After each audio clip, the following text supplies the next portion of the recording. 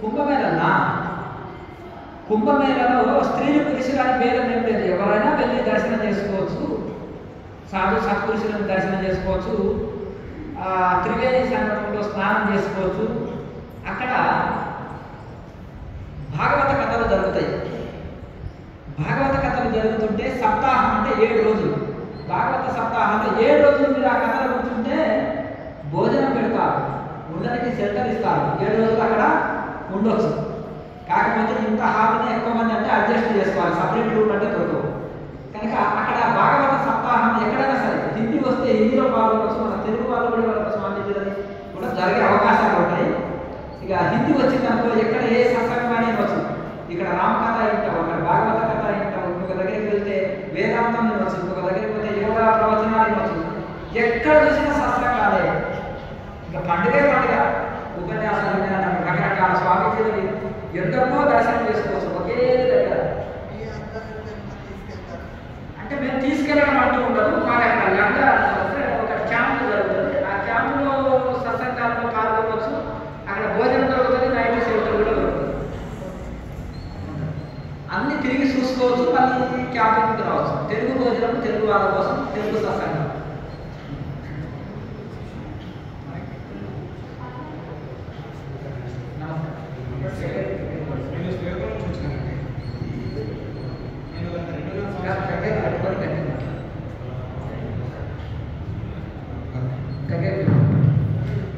గత 2.5 సంవత్సరాలుగా గురువు గారి ప్రవచనాలు నేను చూస్తున్నాను. అయితే నాకు ఉద్యోగరీత్యా రావడానికి అంటే గురువు గారిని కలవడానికి నాకు చాలా ఇబ్బంది అయింది.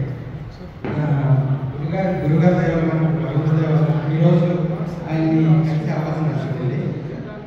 అయితే గత 2.5 సంవత్సరాలుగా నేను సాధన చేస్తున్నాను, కానీ ఎలాంటి ఆహార నియమాలు కూడా నేను పాటించలేదు. కూడా ప్రతిరోజు ఖచ్చితంగా ఒక గంట చేస్తాను. నాకు అనుభవాలు అయితే మూలాధారంలో చిన్న కదలికలు రావడం, చిన్న చిన్న అనుభవాలు అయితే వస్తుంటాయి. అయితే ఓన్లీ ఒక ముద్ర వేసుకునేవాడు, ఓన్లీ మహాముద్ర ఒకటే. అయితే ప్రస్తుతానికి బాగా ఉంది, కానీ ఈ మధ్య కొంచెం బ్యాక్ పెయిన్ వస్తుంది. మీరు మొదటి రోజు వచ్చారు, ఎప్పుడు రావచ్చు? మొదటి రోజు వచ్చారు. వీడియోలు అయితే చూస్తున్నాం, ప్రవచనాలు ఇవన్నీ చూస్తున్నాం. మొదటి రోజు వచ్చారు కదా, ఇక్కడ క్లాస్లో మొత్తం పాల్గొన్నారా? చేశారా? క్లాస్ చేశారా? స్టార్టింగ్ నుంచి చేశారా? దీన్ని ప్రతిరోజు ప్రాక్టీస్ చేసుకోండి. ఇక్కడ నేను మహాముద్ర అనేది ఒకటి నేను చూపించిన కదా, అది ఒక 5-6 సెట్లు వేయాలి. సాధన చేస్తారు కదా, సాధనలో అది 5-6 సెట్లు వేస్తే ఈ నడుము నొప్పి, జాయింట్ పెయిన్స్ ఇవన్నీ ఈ బాడీ ఒక నెల-2 నెలల లోపలనే ఫ్రీ అయిపోతుంది. ఎందుకంటే యువకులు వృత్తులకే పోతుంది, యువకులకు పోతాయా అంతేనా కదా? ఇప్పుడు వృత్తులకే నడుము నొప్పి, జాయింట్ పెయిన్ పోతే యువకులకు ఈజీగా ఇంకా తొందరగా రిజల్ట్ ఉంటుంది. మీరు ఫస్ట్ డే వచ్చేది మొదటి రోజు వచ్చారు కనుక ఈ మహాముద్రని బాగా ప్రాక్టీస్ చేయాలి. సాధన మొత్తం ప్రాక్టీస్ చేయాలి, ప్లస్ మహాముద్ర కాస్త ఎక్కువ చేయాలి. సాధన మొత్తం మీ వీడియో ఫస్ట్ నుంచి చూసుకొని మొత్తం అన్ని చేస్తున్నాం. మహాముద్ర ఎక్కువ ప్రాక్టీస్ చేయాలి, నాలుగు వరకు వచ్చింది. నెక్స్ట్ నమస్కారం స్వామి. స్వామి మీరు మంత్రం చేయించామంటే కదా, ఎక్కువ చేయాలా లేకపోతే నామంతో చేసుకోవాలా? అంటే అది మనం ప్రాణాయామ చేసేటప్పుడు శ్వాసని ఆజ్ఞాచక్రంలో బంధించి కుంభకం చేస్తాం కదా, శ్వాసని బంధించే టైంలో జపం చేసుకుంటే మంచిది. మనసులోనే అనుకోవాలి మంత్రాలు. అంటే ఎంచుకోవాలి, ఏది ఎంచుకోవాలి, ఏం వస్తే అది చేసుకోవచ్చు. ఇంకా మీరు ఫ్రీ టైంలో కూడా మనసులో నామాన్ని నడిపేయచ్చు. మంత్రసిద్ధి కావాలంటే ఎంచుకోవాలి. అంటే ఇక్కడ చూడండి, మీరు సపరేట్ మంత్రం చేస్తారు కదా, ఆ మంత్రం చేసినప్పుడు ఇన్ని మాటలు చేయాలి, లేకపోతే ఇంత టైం చేయాలని కూడా 1-2 గంటలు మనం పనులు చేసుకుంటూ చేసుకోవచ్చు. మరి అక్కడ వాకింగ్ నడుచుకుంటూ పోతున్నాం, ఆ మనసులో జపం నడిపేయచ్చు.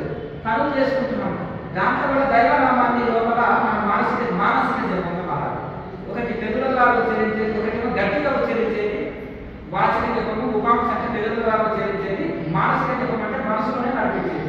మా ఒకదానికంటే ఒకటి కోటి రెట్లు ఎక్కువ ఫలితాలు ఇస్తుంది. అంటే వాచక జపం కంటే ఉపాంశం అంటే గట్టిగా ఉచ్చరించే జపం కంటే పెదవులలో వాడించేది, దానికంటే కూడా మనసులో మానసిక జపం ఉత్తమం. కనుక ఎల్లవెల్ల ఏ పని చేసుకున్నా మానసిక తృప్తి చేసుకో. స్వామి ప్రాణాయామం చేసినాక ధ్యానంలో వచ్చినప్పుడు ఎన్నో పుస్తకం బరువుగా వంగి కూర్చుంటున్నా స్టేజ్ కూర్చుంటా అంత బరువు అంటే ఎన్ని గంటలు చేస్తున్నావు? 2 గంటలు 2:30 3 గంటల 3 గంటలు చేస్తున్నావు. అంటే నేను వర్కర్ని, నేను నైట్ 9:30 ఇంటికి వస్తాను. 10 నుంచి 12 వరకు చేసేస్తాను. ఆసనాలు వేసి మహాముద్ర వేసి ప్రాణాయామం చేస్తాను. మరియు ధ్యానంలో కూర్చుంటాను. సిద్ధాసనంలో పద్మాసనంతో 2:30 గంట 2:30 నుంచి 2 గంటలు. డ్యూటీ నుంచి వచ్చిన తర్వాత సాధన చేసిన తర్వాత ఫోన్ చేస్తాను. నైట్ భోజనం చేస్తాను. నైట్ ఫోన్ చేస్తాను. భోజనం లేదు. ఓన్లీ నైట్ వచ్చానే నేను పడుకొని ఆసనాలు వేసి నేను ధ్యానం చూస్తాను. ఒకవేళ సాధన చేసిన తర్వాత ఏదైనా ద్రవాహారం లాంటి జ్యూస్లో జావం అయితే లిక్విడ్ గ్లాసులో తాగి పడుకోవచ్చు. నీరసంటే ఏం చేస్తాను. అయ్యామంటే బరువుగా అంటే అంటే ఇక్కడ చూడండి, మీరు 3 గంటలు చేస్తున్నారు కదా క్రియ, అందులో ప్రాణశక్తి నిండిపోయి అట్లా అనిపిస్తుంది. అందులో ఈ యొక్క ప్రాణశక్తి నిండినప్పుడు కొంచెం అట్లా అనిపిస్తుంది. దాంట్లో మంచి అనుభవం. అష్టాంగ యోగంలో మంగళారతి అష్టాంగ యోగం అని మంగళారతి పెద్దలు ఒప్పుకుంది. అది ఈ ఎవరి కూడా వస్తారు. దానికి కొన్ని ఎవరైనా అర్థ ఎవరైనా రాస్తే చెప్తారా? స్వీట్ ఎవరు చేసినా పంచదార సరే ఎవరైనా చేస్తారా? స్వీట్ పంచదార లేకుండా చేస్తారా? ఏమైనా షుగర్ లేకుండా కూర ఉప్పు లేకుండా చేస్తారా? ప్రతి కూరలో ఉప్పు వేయవలసిందే, ప్రతి స్వీట్లో పంచదార వేయవలసిందే. అలాగే అష్టాంగ యోగం అంటే ఏమైనా కానీ స్టార్ట్ కాదు. ఎవరు ఏ గురువు అన్నా రాయాలి, ఏ గురువు రాసినా అష్టాంగ యోగం అంటే ఎవరి మార్గం నుంచే స్టార్ట్ అవుతుంది. సరే అనుభవజ్ఞుడు ఎవరు రాసినా చదవచ్చు. ఇప్పుడు ఎవరైనా ప్రవచనం అంటే ఇంతవరకు నా భగవద్గీత స్వామీజీ చెప్తున్నారు, వచ్చి సత్సంగంలో టైం ఉన్నప్పుడు అవకాశం ఉంది, వినే అవకాశం ఉంది, వినొచ్చు అని చెప్పినా కనుక మంచి ప్రవచనాలు ఏ స్వామీజీ చెప్పినా ఎవరు చెప్పినా వినొచ్చు. ప్రాక్టికల్ మాత్రం క్రియాయోగం చేసుకుంటారు. అంటే పూటకు సాధన మార్చకుండా క్రియాయోగాన్ని రోజు చేసుకుంటున్నారు. భగవద్గీత ఇవ్వచ్చు, పతంజలి సూత్రాలు ఇవ్వచ్చు, పతంజలి సూత్రాలు ఇవ్వచ్చు, యోగ ఉపనిషత్తులు ప్రవచనాలు వింటే మంచిది. కానీ 3 గంటలు చేసేది కదా స్వామి, నైట్ చేసేది 3 అంటే మరి నైట్ చేసిన మనకు ఉదయం నిద్ర సరిపోదు. హాయిగా 8 గంటలకే ఏదైనా జపం చేసుకొని లైట్ తీసుకొని పడుకుని మనకు హాయిగా పడుకోండి. పొద్దున్నే 3 గంటలకు లేచి కాలు చాలు తీసుకొని మొత్తం కళ్ళు కడుక్కొని హాయిగా వచ్చి కూర్చున్నాం అనుకోండి, పొట్ట కాలిగా ఒకవేళ కాలిగా లేకుండా కాలం చేస్తుంది మహామంత్రం. కొంతమందికి లేవగానే పొట్ట ఫ్రీ కాదు, వాళ్ళ అటువంటి 3-4 సెట్లు మహామంత్రం వేసే వరకు ఇంకా వెళ్ళి వాసి ఉంటుంది. అప్పుడు ఒకసారి క్లీన్ అయిందనుకో ఇంకా గొడవనే. అందుకనే మహాముద్ర క్లీన్ కాకుండా క్లీన్ చేస్తుంది. ఒకవేళ క్లీన్ మొదలైందనుకో ఓకే, క్లీన్ కాకపోతే మహాముద్ర వేసిన తర్వాత క్లీన్ అయింది. అట్లా ఆ విధంగా మీరు 3 గంటలు క్లీన్ చేస్తే ఒకవేళ సెల్ఫ్ నైట్ అంతా చేస్తుంటే కూర్చోవచ్చు, నో ప్రాబ్లం. రాత్రి సాధన ఉత్తమ సాధన. ఎందుకు? నో డిస్టర్బ్, ఏం లేదు, ఏ సౌండ్స్ లేవు, ఫోన్లు మాట్లాడటం లేదు, టీవీ పెట్టడం లేదు, పిల్లల్ని టీవీ బంద్ చేయాలి, ఇంకా లేకపోతే గోడ అంతేనా కదా. ఏమంటే కుండకు సపోర్ట్ చేయకుండా ఉంటే అవుతుందా అంటారు. ఇక నైట్ అనుకో ఏ గొడవ లేదు, ఎవరు హాయిగా. అందుకనే ప్రకృతి నిద్రపోతుంటే యోగి మేలుకుంటారు, యోగి మేలుకున్నప్పుడు ప్రకృతి నిద్రపోతుంది. రహస్యం ఏంటి చెప్పండి? యోగి బ్రహ్మముహూర్తంలో 3 గంటలకు చేసి ధ్యానం చేస్తే అందరం గురుగా పెడుతున్నారు, అంతేనా కదా. అందరూ పడుకున్నప్పుడు యోగి మేలుకుంటాడు, యోగి మేలుకున్నప్పుడు అందరూ పడుకుంటారు. అంటే దీని రహస్యం ఇది. ఇక అందరూ పనులు చేస్తుంటారు అనుకో, అర్థమైంది కదా. అందరూ పనులు ఉన్నప్పుడు ఆయన నిద్రపోయారు. ఎవరైనా ఉన్నారా? మీ సందేహాలు ఏమైనా ఉన్నాయా?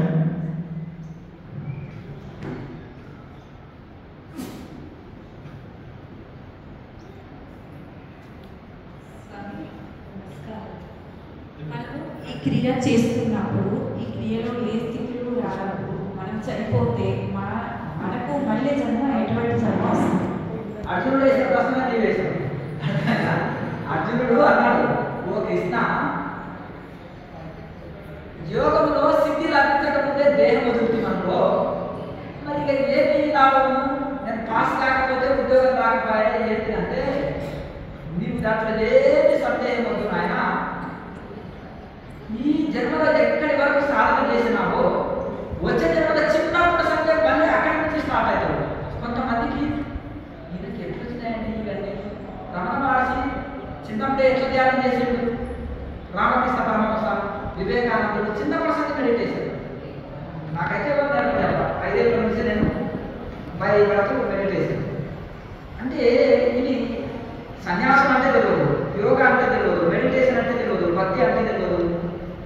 లైట్ లేదు, కరెంట్ లేదు, దీపం పెట్టుకునేవాళ్ళు.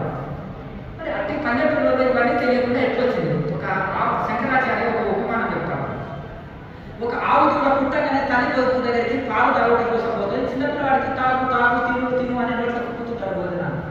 మరి ఆ పుట్టగానే ఎవరి మీద పాలు తాగమని ఆ సంస్కారం తీసుకునేది పాలు తాగేటట్టు చేస్తున్నారు. అలాగే మన జన్మ సంస్కారమే ఈ యోగం వైపు ఆకర్షితులై వస్తారు. అనేక జన్మ సంసిద్ధం, అనేక జన్మల సంస్కారం చేత ఈ యోగం వైపు వస్తారు.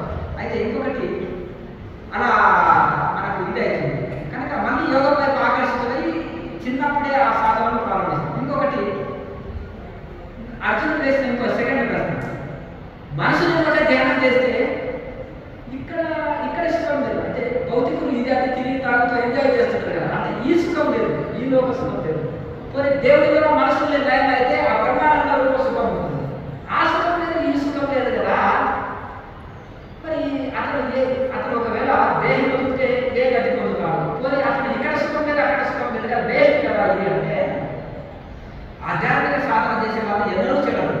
అది పుణ్యకార్యం, అది సత్కర్మ, పుణ్యకార్యం.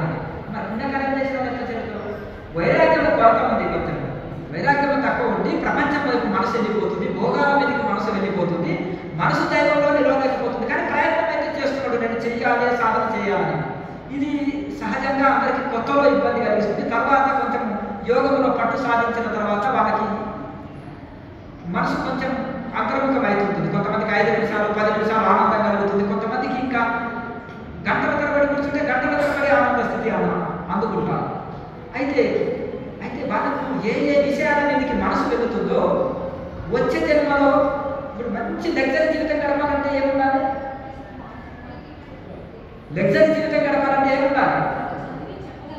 డబ్బులు ఉండాలి కానీ చదివి చెప్పగలగదా? బాగా వ్యక్తి కావాలి, వాళ్ళ నుంచి హెలికాప్టర్ కావాలి, లగ్జరీ జీవితం మంచి పట్టు వస్త్రాలు, కోటు సూటు కూటు వేయాలంటే ఏముండాలి? డబ్బులు ఉండాలి. అంటే వాటి మీదకి అంటే రకరకాల కోరికలు ఉంటాయి మనిషికి. ఆ కోరికలన్నీ ప్రపంచంలో ఆ పక్కాకి ఎంత బిల్డింగ్ ఉంది, నాకుంటే బాగుంటుంది, పక్కాకి పెద్ద కావాలి, నాకుంటే బాగుంటుండే, ఆయన కేజీ బంగారం వేసుకున్నది, అంత మొత్తము డైమండ్స్ తోటి ఉన్న నగలు వేసుకున్నది అని ఇక మనసు అక్కడ వెళ్ళిందనుకో, పట్టు చీర చూడండి, ₹1,00,000 చీర ఉంటాము, నేను ఒక్కసారి కట్టుకుంటే బాగుంటుంది అని ఈ కోరికలు ఉంటాయి కదా. అప్పుడు ఈ కోరికలు ఏం చేస్తారంటే ధ్యానం నుంచి లోపలికి వెళ్ళనిస్తారు. అప్పుడు ఏం చేస్తారంటే ఈ స్మరిస్తున్నారు కదా ఈ కోరికల్ని, వచ్చే జన్మలో కోటీశ్వరులుగా పుడతారు. ఒక బీదవాళ్ళుగా పుడితేనేమో సడన్గా కష్టపడి కోటీశ్వరులు అవుతారు. ఇంకా ఎక్కువ మంది ఉంటే కోటీశ్వరుల కడుపులో పుడతారు. వాళ్ళు అడగకముందే తల్లిదండ్రులు వాళ్ళది కష్టం తెలుసుకోరు. అంతేనా కదా, వీళ్ళు సంపాదించుతారు, పిల్లలకి ఇస్తారు. వీళ్ళు పుణ్యం చేసి పుట్టింటారా, ఎంజాయ్ చేస్తున్నారు, కోటీశ్వరుడు కడుపులో పుట్టారు అంటారు. లేదంటే బీదవాళ్ళుగా ఉన్నారంటే కోటీశ్వరుడు అయ్యారు, పుణ్యం చేసి పుట్టింటాయి అంటారు. ఏ పాపం చేసి పుట్టివాడిగా, గుడ్డివాడిగా, కుష్టి రోగంతో, నొప్పులతోటి, బాధలతోటి అనుభవిస్తున్నా అంటారు.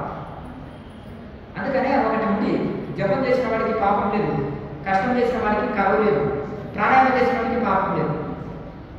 యోగాగ్ని దగ్ధకర్మాని, యోగాగ్ని దగ్ధకర్మాని, యోగము అనేక జన్మల్ని కర్మల్ని తొలగిస్తుంది కనుక యోగాగ్ని కర్మను తొలగిస్తుంది. అందుకనే ఏ కోరికల మనసుకి వెళ్తుందో వచ్చే జన్మలో కోటీశ్వరులుగా పుడతాడు, అన్ని అనుభవిస్తాడు. బుద్ధుడు లాగా మళ్ళీ వైరాగ్యం వచ్చేసి మొత్తం వదిలేసి రాత్రే బయటకు వెళ్తాడు. అట్లాంటి సన్యాసులు అవుతారని కాదు. ఇక్కడ గురువుల వైపు, యోగం వైపు, ఆధ్యాత్మిక కేంద్రాల వైపు ఆకర్షితులై ఆ వైపు వెళ్ళి ఆ యోగం నేర్చుకొని ఇంట్లో ఏమి లేదు, భోగాలు ఇస్తాయి, యోగాన్ని మోక్షం ఇస్తుందని తెలుసుకొని ఇటువైపు ఆకర్షితులై సాధన చేసి ఆనందాన్ని అనుభవించి ఇది నా మార్గం అని తెలుసుకుంటాడు.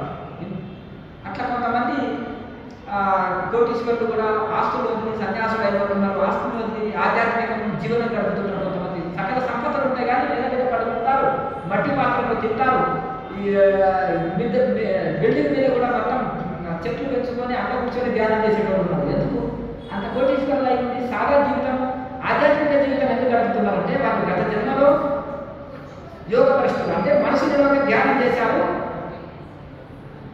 అవి తలుస్తూ ధ్యానం చేశారు, అవి అనుకున్న సకల సంపదలు వచ్చినాయి, అవి అనుభవించి ఇందులో ఏం లేదని తెలుసుకున్నారు, మళ్ళీ యోగం వైపు ఆకర్షణపై సాధన చేస్తున్నారు.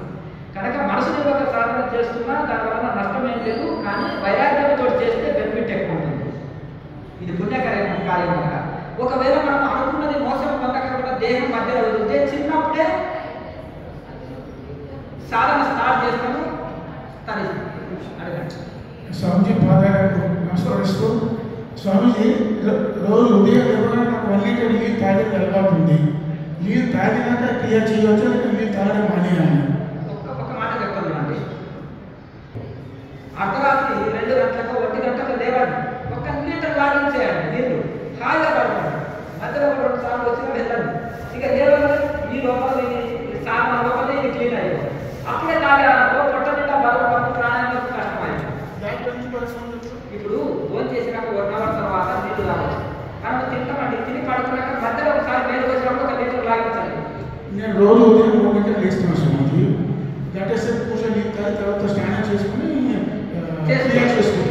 గంట సేపు గ్యాప్ సరిపోతుందా స్వామి?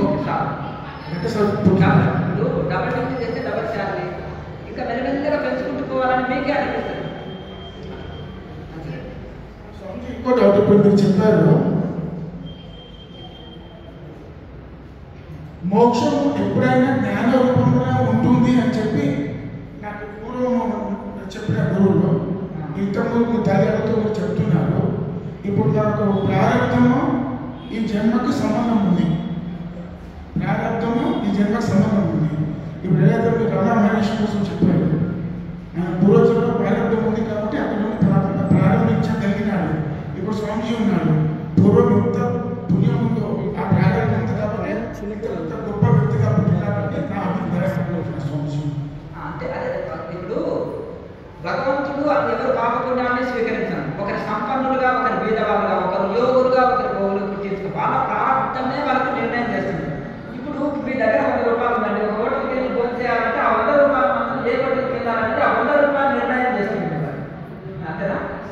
10,000 దాకా 5 స్టార్ హోటల్కి వెళ్తారు ప్లేట్ భోజనానికి, 100 రూపాయలు కనుక 4 మంది తీసుకెళ్తారు. అంటే అలాగే మన దగ్గర మన దాన్ని బట్టి నిర్ణయిస్తుంది. అలాగే మన పుణ్య బలము స్వర్గం వెళ్ళాలన్నా మోసానికి వెళ్ళాలన్నా నిర్ణయిస్తుంది. కనుక మనకు ఏ స్థితిలో మనకు నిలబెట్టాలనేది మనకు అది మన చదువు నిర్ణయిస్తుంది, మన ఉద్యోగం మన చదువే నిర్ణయిస్తుంది. మన మంచి పట్టాభద్రులు అయితే కొన్ని లెటర్ ఇంటికి వస్తుంది, మా కంపెనీలో చేరావాలి మీరు. అట్లా మనం అర్హత ఒకటి సంపాదించుకుంటే ఆటోమేటిక్గా మనకు కావాల్సింది వస్తుంది. ఇంకేమైనా సందేహాలు ఉన్నాయా? కానీ చిన్నపిల్లలు కూడా ఉన్నారా? వాళ్ళకు 5 లోపల దర్శనం కూడా వేసేయాలి. 3 లోపల 3 గంటలకు వెళ్ళిపోతారు ఆ పిల్లలు. వాళ్ళు కూడా ఒక 10 నిమిషాలు మంచి మాటలు చెప్తుంది, ఎందుకంటే పిల్లలకు మంచిగా చదువుకోవడానికి. ఇంకొకటి, అన్ని సమస్యలకు పరిష్కారం ఒకటే, అన్ని రోగాలకు ఒకటే మెడిసిన్, అన్ని సమస్యలకు పరిష్కారం ఒకటే. ఆరోగ్యం బాగలేదా? క్రియాయోగ ధ్యానం. మనశ్శాంతి లేదా? క్రియాయోగ ధ్యానం. ఫ్యామిలీ సమస్యల క్రియాయోగ ధ్యానం. అంతేనా? ఫ్యామిలీ గొడవల క్రియాయోగ ధ్యానం. పిల్లలు చెప్పినట్టు ఇంట్లేదా? సంకల్పం పెట్టుకొని పిల్లలు మారాలని ధ్యానం చేయాలి. అర్థమైంది కదా? ఆర్థిక సమస్యలు ఉన్నాయి, సంకల్పం పెట్టుకొని నా ఆర్థిక సమస్యలు బాగుండాలి, కుటుంబం బాగుండాలి, అందరూ బాగుండాలి. అర్థమైంది కదా? ఆధ్యాత్మిక అభివృద్ధి కూడా జరగాలని పెట్టుకోవచ్చు సంకల్పం, తప్పు లేదు. కనుక అన్ని కోరికల కోసమే ధ్యానం చేస్తే మనం రైలు పండ్ల కోసం డైమండ్స్ ఇచ్చినాం. చిన్నపిల్లవాడు ఏం చేస్తాడు, వాడి దగ్గర డైమండ్స్ ఉంటాయి కానీ రైలు పండ్లకు ఇస్తాడు. నువ్వు నీ దగ్గర ఉంటే రాబు నాకు ఇచ్చేది, నీకు ఈ రైలు పండ్లు పెడతానంటే ఇచ్చేస్తాను. కనుక మనం కూడా రైలు పండ్ల కోసం డైమండ్స్ ఇచ్చినట్టు కాకుండా మోక్ష సాధనని కోరికల కోసం వినియోగించగలక తప్పని పరిస్థితుల్లో చాలా ఇబ్బందులు ఉన్నప్పుడు సంకల్పం పెట్టుకొని భగవంతుడా ఏదో జన్మలో తెలియకనే కొన్ని కర్మల వలన నాకు ఈ దుఃఖాలు, బాధలు, ఇవన్నీ సమస్యలు వచ్చినాయి, మీరు తొలగించాలి. మీరు కామన్ మ్యాన్ కదా, మీరు ప్రాథమిక స్థితిలో ఉన్నారు కాబట్టి ప్రార్థన చేస్తే సగం పాపం తగ్గించబడుతుంది, కొన్ని భగవంతుడు క్షమించబడతాడు, ఆశీర్వాదం లభిస్తుంది, ప్రార్థనతోటి దైవ కృప కలుగుతుంది, మనసు ప్రసన్నత చెందుతుంది. కనుక అలా ప్రార్థన చేసుకొని తొలగించండి, నన్ను ఆధ్యాత్మికంగా వెలిగేటట్టు చూడండి, సమస్యల నుంచి బయటేయండి భగవంతుని ప్రార్థన సంకల్పం పెట్టుకుంటే భగవంతుడు ఆరోగ్య సమస్యల నుంచి, కుటుంబ సమస్యల నుంచి, మానసిక సమస్యల నుంచి మీకు మేలు చేస్తాడు. అలాగే ఆధ్యాత్మికంగా నన్ను ఎదగాలి, అది నా లక్ష్యం అనేది అది పెట్టుకోండి. నా లక్ష్యం వివేకం సమాధి. ఆయన ఐఏఎస్ ఆఫీసర్, ఆయన డాక్టర్, ఆయన ఇంజనీర్ అని మీరు పెట్టుకుంటారు కదా లక్ష్యం. అలాగే నా లక్ష్యం వివేకం సమాధి. నేను మోక్ష స్థితిని అందుకోవాలి ఏం జరగని అనేది ఆ లక్ష్యం పెట్టుకొని చేయండి. అన్ని రోగాలకు ఒకటే మెడిసిన్, అన్ని సమస్యలకు ఒకటే క్రియాయోగ ధ్యానం చేయాలి. చాలా చూడండి, మనం సంతోషంగా ఉంటేనే సాధన చేస్తాము అనుకోవడం తప్పు. సాధన చేస్తేనే సంతోషంగా ఉంటాము అనుకోవడం గొప్ప. చాలా మంచి సందేశం ఇచ్చారు. ఒకటే మాట అర్థమైంది కదా. కనుక ఏంటంటే సాధన చేస్తేనే సంతోషంగా ఉంటాం. మేము అన్నిటికన్నా నెరవేరి కోరికలు సంతోషంగా సాధన చేస్తామని వాయిదా చేస్తుంటాం సాధన. కానీ దుఃఖంలో కూడా సాధన చేస్తే ఏడ్చమని నవ్విస్తుంది. ఏడ్చి అర్జునుడిని నవ్వించాలి కృష్ణ పరమాత్మ. అవునా కదా. ఆధ్యాత్మికం ఏడ్చేవాడిని నవ్విస్తుంది, ధ్యాన సాధన ఏడ్చేవాడిని నవ్విస్తుంది. అంటే రోగాలు పోయి ఆనందమే కదా.